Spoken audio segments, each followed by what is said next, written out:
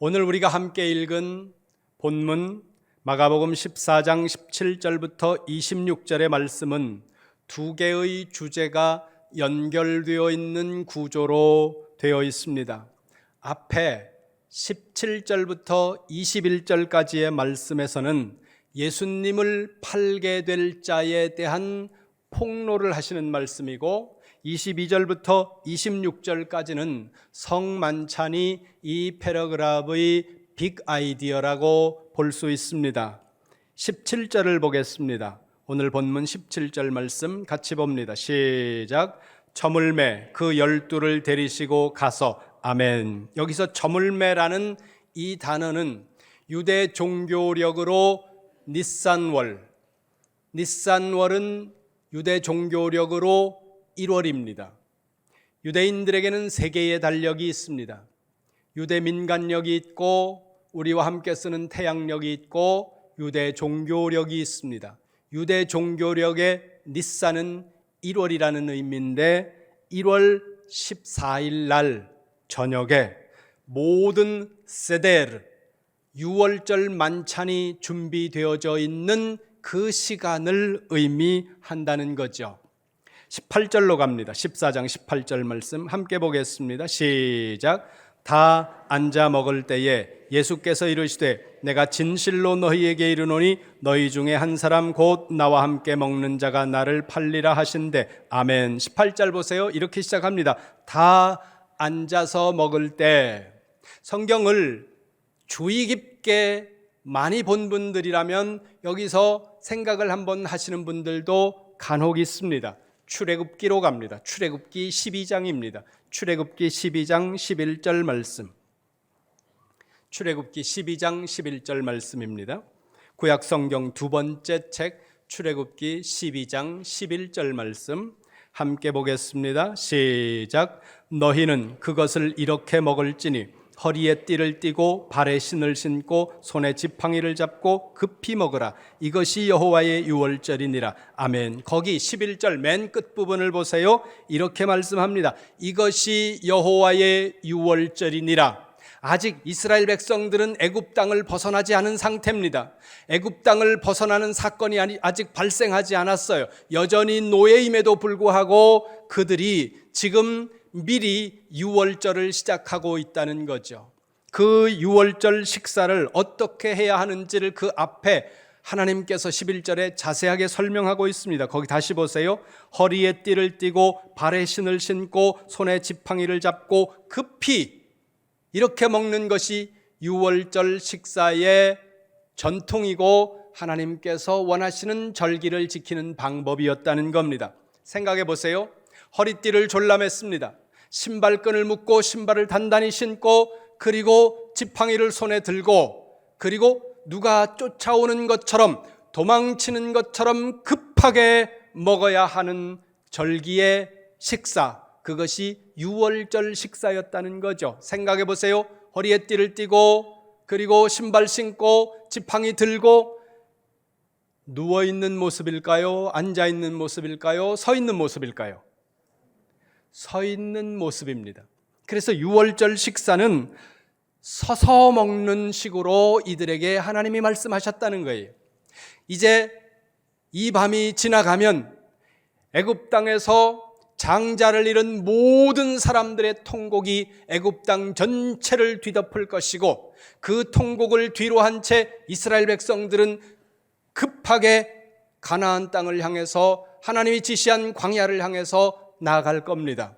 그렇게 급박하게 돌아가는 이날 저녁에 서서 쫓기듯이 먹는 것, 그리고 그 이후로도 하나님은 이렇게 식사를 하라 이렇게 말씀하신 이유는 너희가 그 종되었던 노예의 땅에서 급하게 하나님이 이끌어내시던 그 밤에 하나님의 역사를 기억하도록 하기 위해 유월절은 이렇게 지키도록 명하셨다는 겁니다.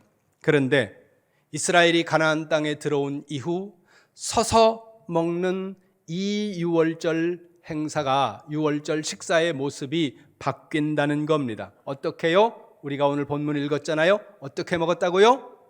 앉아서 먹었다는 겁니다. 왜 이렇게 바뀌었느냐? 이스라엘 백성들이 가나안 땅에 들어오면서 산헤드린 공회가 이 식사의 습관을 바꾸었는데 당시 고대 근동 지역의 풍습을 보면 서서 먹는 사람들은 다 노예라는 거예요. 그리고 앉아 먹는 사람들이 자유민이라는 거죠. 이제 이 이스라엘 백성들은 더 이상 노예가 아니고 애굽으로부터 자유한, 죄와 사망으로부터 자유한 자유민이라는 자의식의 표현으로 앉아서 먹도록 이 식사의 예식을 바꾸었는데, 그런데 앉았는데 어떻게 앉았느냐 하면 우리가 생각하는 것처럼 앉아서 식사하는 방법은 아니었다는 거죠. 이들이 앉은 것은 거의 눕듯이 비스듬히 옆 사람의 가슴에 기대어 다리를 뻗고 거의 누웠다고 보아야 할 정도로 앉아서 먹는 그런 형태였다는 겁니다. 그리고 이 식사 자리에 앉아 있는 예수님과 제자들의 위치가, 순서가 어떠했을까, 여기에 관심을 두고 있는 신학자들이 의외로 있는데 정확한 기록은 성경에 없습니다. 추측을 하는 거죠. 그래서 학자들마다 그 추측이 조금씩 다릅니다. 문제 없습니다. 그리고 성경이 이것을 기록하고 있지 않다는 것은 그렇게 중요한 문제는 아니라는 거죠. 그러나 우리가 한번 추측해 볼 필요는 있습니다. 만약에 우리가 이 날, 이 밤에 예수님께서 제자들과 이 주님이 오시는 날까지 행하게 될 성만찬의 예식을 시작하고 있는 그 첫 번 성만찬 자리의 모습이 어떠했을까? 우리가 상상해보고 추측해보는 것은 의미가 있다는 거죠. 그러기 위해서 먼저 여러분들이, 거의 모든 분들이 보셨을 유명한 최후의 만찬이라는 그 그림은 여러분 머릿속에서 일단 치우셔야 된다는 거예요. 이날 밤에 앉아서 이들이 식사했던 자리의 모습을 고대 근동의 관례에 비추어 보면 앉은 자리의 모습은 이렇게 아래를 향해서 열린 디귿자 형태의 모양으로 앉았다는 거예요.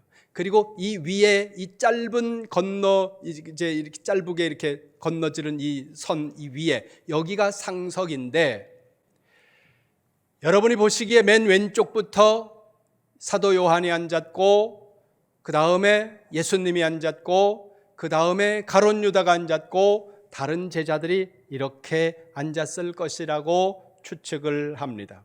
그런데 그냥 추측을 하면 그 문제잖아요. 그럼 이 추측이 나오게 되는 근거가 성경에 어디에 있느냐? 요한복음으로 갑니다. 요한복음 13장입니다. 요한복음 13장 23절 말씀. 요한복음 13장 23절 말씀입니다. 함께 보겠습니다. 신약성경 네 번째 복음서 요한복음 13장 23절입니다. 같이 봅니다. 시작. 예수의 제자 중 하나 곧 그가 사랑하시는 자가 예수의 품에 의지하여 누웠는지라. 아멘. 사도 요한은 자신이 기록하고 있는 성경에서 자기를 이야기해야 할 때, 그때는 요한이라는 이름을 사용하지 않습니다. 요한은 자신을 어떻게 표현하느냐 하면 주께서 혹은 그가 사랑하시는 자, 이렇게 표현하면 그게 사도 요한입니다. 오늘 거기 보세요. 그가 사랑하시는 자, 누구예요? 자기예요. 요한 자신입니다. 요한 자신이 예수님의 품에 의지하여 누웠다는 거예요. 마지막 만찬 자리에. 그러니까 누웠다고 표현하지만 눕듯이 앉아 있는 거예요. 아까 말씀드렸잖아요. 눕는데 누구에게 기대서 눕는다고요? 왼쪽 사람의, 자기의 왼쪽 사람의 가슴에 기대어 눕는 게 이 당시의 문화였다는 거예요. 그러면 여러분들이 보시기에, 제가 봤을 때는 이쪽이지만 여러분들이 보시기에는 어느 쪽이에요? 저 뒤에서 이렇게 하고 계시는데, 여러분들이 보셨을 때 요한이 예수님의 품에 기대듯이 누우려면 요한이 맨 이쪽에 앉아야 돼요? 자기의 왼쪽 사람에게 기대야 된다는 거예요. 그러니까 제일 먼저 앉은 사람이 누구예요? 사도 요한이에요. 요한이 예수님의 품에 기대니까. 지금 상당히 많은 분들이 이쪽 맞는 거 아닌가, 이쪽 맞는 거 아닌가 이렇게 생각하는데 그렇게 중요한 건 아니에요. 개념만 생각하세요. 자, 요한이 자기 옆에 있는 예수님의 가슴에 기대어 눕듯이 앉아있고, 이 당시의 풍습에서 가장 상석은 두 번째 자리입니다. 두 번째 자리에 예수님이 앉으셨을 것이고, 그리고 예수님께서 말씀하시면서 하롯셋이라는 단어를 사용하시는데, 하롯셋이 뭐냐 하면 유월절에 먹는 누룩이 없는 빵을 찍어서 먹을 수 있도록 잼처럼 만들어 놓은 음식이 하롯셋이에요. 이 하롯셋에 예수님이 빵을 뜯어서 찍으면서 이렇게 말씀하십니다. 나와 함께 그릇에 손을 넣는 자. 그러면 예수님의 손도 닿고 그 사람의 손도 닿기 위해서 그 예수님 바로 옆에 가룟 유다가 앉았을 것이다. 이렇게 학자들이 추측을 합니다. 이제 21절로 갑니다. 21절, 14장 21절, 마가복음 14장 21절 같이 봅니다. 시작. 인자는 자기에 대하여 기록된 대로 가거니와 인자를 파는 그 사람에게는 화가 있으리로다. 그 사람은 차라리 나지 아니하였더라면 자기에게 좋을 뻔하였느니라 하시니라. 아멘. 여기서 아주 우리의 머리를 조금은 복잡하게 만드는 말씀이 나옵니다. 21절 앞부분을 보세요. 찬찬히 이렇게 말씀합니다. 인자는 자기에 대하여 기록된 대로 가는 것이다. 나에 대해 성경이 예언하고 있는 대로 나는 가고 있다. 그러면 성경이 뭐라고 말씀합니까? 10장으로 넘어갑니다. 마가복음 10장 45절을 보세요. 마가복음 10장 45절 같이 봅니다. 마가복음 10장 45절 시작. 인자가 온 것은 섬김을 받으려 함이 아니라 도리어 섬기려 하고 자기 목숨을 많은 사람의 대속물로 주려 함이니라. 아멘. 인자가 온 것은, 예수님이 오신 것은, 그리고 중간 쪽을 보세요. 뒤쪽을 보세요. 자기 목숨을 많은 사람의 대속물로 주려 함이니라. 예수님께서 오신 목적은 자기 목숨을 많은 사람들의 죄사함을 위한 대속 제물로 내어주시기 위해서 그래서 왔다. 이걸 마가복음 14장 21절에서는 기록된 대로 간다 이렇게 표현하고 있다는 겁니다. 그러면 여기까지는 문제가 없어요. 여기까지는 이해하는데 곤란함이 없는데 21절 다시 보세요. 21절 인자를 파는 사람에게는 화가 있다 이렇게 말씀합니다. 예수님을 배신한 제자에 관한 말씀입니다. 이 문장을 따로 떼어놓고 보면 역시 문제가 없습니다. 예수님을 무리의 손에 넘겨져서 죽음에 이르도록 배신한 제자, 그 제자는 저주를 받는다. 이건 문제가 없다는 거예요. 그런데 앞에 있는 말씀과 연결을 지으면 고민이 생긴다는 거예요. 우리의 머리를 복잡하게 만든다는 거죠. 보세요. 예수님이 말씀하세요. 인자는 기록된 대로 자기에게 대해서 하나님께서 작정하신 대로, 하나님께서 예정하신 그대로 나는 가고 있다. 죽음을 향해서 가고 있는 거거든요. 그런데 그 예수님이 작정한 대로 가도록 무리의 손에 예수님을 넘겨준 그 배신자에게는 저주가 임한다는 거예요. 그게 무슨 문제가 됩니까? 무슨 고민거리가 됩니까? 이렇게 생각하는 분들도 있을 수 있습니다. 그 생각도 존중해요. 그러나 한번 생각해 보시기 바랍니다. 누군가가 예수님이 십자가에서 죽임을 당하도록 넘겼습니다. 넘기는데 그 넘겨주도록 하나님이 계획하셨다는 거예요. 하나님이 계획하셨는데, 누군가를 통해서 넘겨주도록 계획하셨는데, 하나님이 계획하셨다면 하나님이 계획하신 그 계획대로 이 사람은 넘겨준 것뿐인데 넘겨준 그 사람이 벌을 받는 게 맞느냐? 이 질문이 생겨야 된다는 거예요. 생각해 보세요. 어떤 사람이 다 계획했어요. 그 계획한 대로 누군가는 했습니다. 그럼 계획한 사람이 책임이 있는 거지, 그 계획에 사용된 사람, 그 사람에게 잘못을 물으면 안 되는 거 아니냐? 이런 고민이 사람들마다 생길 수 있다는 겁니다. 하나님은 말씀하세요. 나는 기록된 대로 간다. 하나님께서 예언하시고 예정하신 그대로 나는 죽임을 당한다. 그런데 나를 배신한 제자는 저주를 받는다. 여러분, 이걸 잘 이해해야 기계적 운명론이라는 함정에 안 빠진다는 거예요. 신앙생활을 하는 사람들 중에서도 이 기계적 운명론에 빠지는 사람들이 특히 장로교회 성도들 가운데 매우 있다는 겁니다. 어떤 사람들은 말합니다.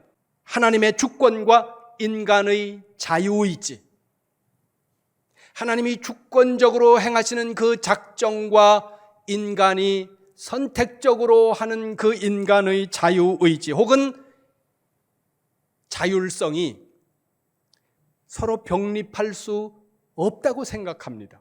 생각해 보세요. 하나님이 주권적으로 하세요.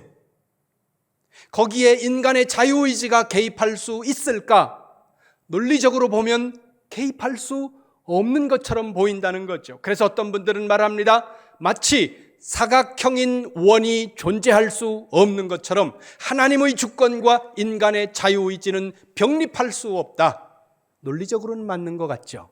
그런데요, 하나님의 주권과 인간의 책임이라는 이 신학적 명제가 이해되어야, 이 사실이 명확하게 여러분들 머릿속에 가슴속에 이해되고 믿어져야 여러분의 신앙이 건강하게 세워진다는 것입니다. 다시 말해, 하나님의 신적 작정과 섭리는 개인의 선택을 통해, 그리고 개인의 선택 위에서 작동한다는 거예요. 이걸 이해하셔야 됩니다. 다시 들어보세요. 하나님의 작정과 섭리가 사람의 선택 위에서 작동한다는 거예요. 이것이 성경이 말씀하고 있는 핵심적인 내용이라는 거죠. 그래서 동일한 사건에 서로 다른 두 개의 영역이 존재합니다.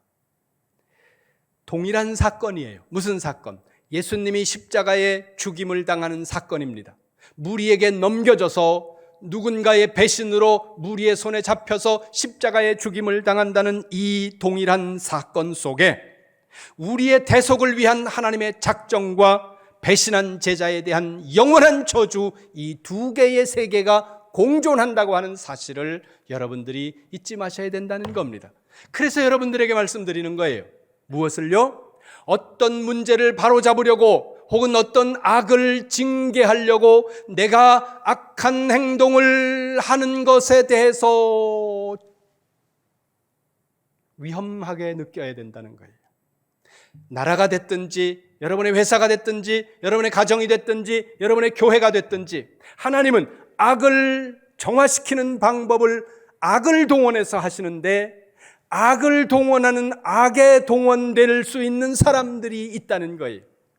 그런데 거기에 동원되면 내가 어떤 것을 바로 세웠기 때문에 하나님이 나에게 칭찬하시거나 축복하시거나 상을 주시지 않을까 생각하는데 아니라는 거예요. 이 부분을 잘 기억하시기를 바랍니다. 두 번째 주제로 넘어갑니다.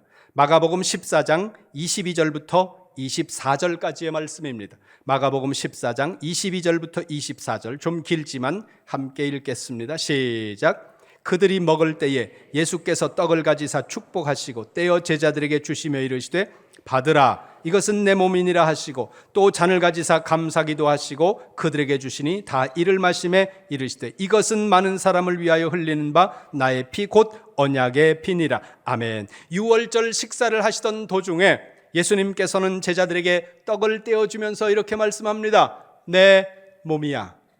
그리고 잔에 포도주를 채워서 제자들에게 나눠주시면서 말씀합니다. 내 피야. 예수님께서 말씀하고 있는 이 말씀과 행동의 이면, 그 뒤에는 두 개의 이미지가 깔려 있다는 거예요. 하나의 이미지는 노예의 땅에서 벗어나기 전날 밤에 선체로 급하게 쫓기듯이 먹던 그 유월절 저녁 식사의 그림이 그 뒤에 깔려 있다는 거예요. 무엇의 뒤에요? 성만찬 뒤에. 또 하나의 그림은 먹으면 하나가 된다는 그 그림이 그들 그 속에 예수님의 행동과 말 속에 깔려 있다는 겁니다. 고린도전서로 갑니다. 고린도전서 10장 18절입니다. 신약성경. 로마서 뒤에 고린도전서 10장 18절입니다. 함께 봅니다. 시작. 육신을 따라 난 이스라엘을 보라. 제물을 먹는 자들이 제단에 참여하는 자들이 아니냐. 아멘. 거기 보세요. 중간 뒤쪽을 보세요. 제물을 먹는 자들이 제단에 참여한다. 뭐예요? 연합이라는 거예요. 하나됨이라는 겁니다. 먹는 것은 하나 되는 의미를 가지고 있다는 거예요. 이건 성경에서 매우 중요한 이미지 중에 하나입니다. 그런데 이스라엘만 이런 걸 가지고 있는 건 아니고 거의 모든 나라가 그런 이미지들을 가지고 있어요. 그런 개념들을. 우리나라도 그렇습니다. 제사를 한 번도 드려보지 않은 분들은 모르시겠지만 집에서 제사를 드려온 것을 보신 분들은 기억이 날 거예요. 제사를 드리고 나면 제사가 끝난 다음에 식구들이 다 둘러앉아서 뭘 해요? 고스톱. 그러는 가정도 있을 수 있겠죠. 근데 그 제사상을 안 치우고 식구들이 다 둘러앉아서 그걸 먹잖아요. 술을 마시고 음식을 먹는 그걸 뭐라 그래요? 음복이라 그래요. 그거는 상을 차렸으니까 먹을 게 있으니까 먹자. 물론 그런 의미도 있을 수 있겠죠. 그러나 우리 민족도 거기 앉아서 먹는 그거는 그 제사의 대상과 그러니까 그 제사 드리는 사람들은 이제 조상이라 그러죠. 우리는 다르게 표현을 하지만 그들과 하나됨의 의미를 가지고 있다는 거예요. 이거는 거의 모든 나라, 모든 민족들이 가지고 있는 개념이에요. 이스라엘도 동일하다는 거예요. 제사의 음식을 먹는 건 그 제사의 대상과 하나 되는 그런 의미를 가지고 있다는 거예요. 다시 출애굽기로 봅니다. 출애굽기 12장 11절 말씀, 아까 읽었던 말씀이에요.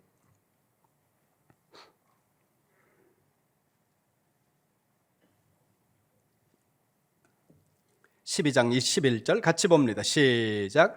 너희는 그것을 이렇게 먹을지니 허리에 띠를 띠고 발에 신을 신고 손에 지팡이를 잡고 급히 먹으라. 이것이 여호와의 유월절이니라. 아멘.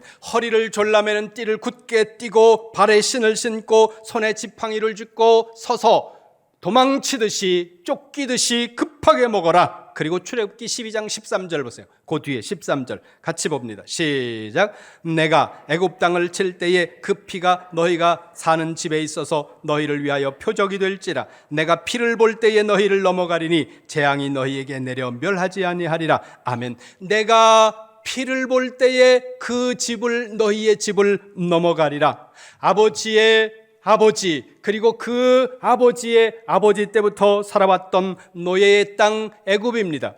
그 저주 같은 노예살이의 땅에서 이제 이스라엘 백성들이 벗어나는데 그 벗어나기 전날 밤에 그들은 떡을 먹고 그리고 양을 잡아서 그 피를 문 인방과 설주의 좌우로 발랐다는 겁니다. 그 피를 보고 그 피 때문에 넘어가겠다 말씀하시는 이 하나님의 말씀 속에는 이 피에 참여하고 이 떡에 참여한 너희들은 나의 백성이니까 나의 백성은 넘어간다는 의미를 지금 주님이 말씀하고 있다는 거예요. 그리고 그 사건을 배경으로 오늘 이 성찬이 제정되고 있다는 것을 여러분들이 기억하셔야 된다는 거죠. 그날 밤 이스라엘 백성들을 위해서 죽었던 어린 양처럼 우리 예수님께서 세상에 오셔서 우리를 위해서 죽으시고 피 흘리신 그 피를 우리가 함께 나누는 이 성찬 예식은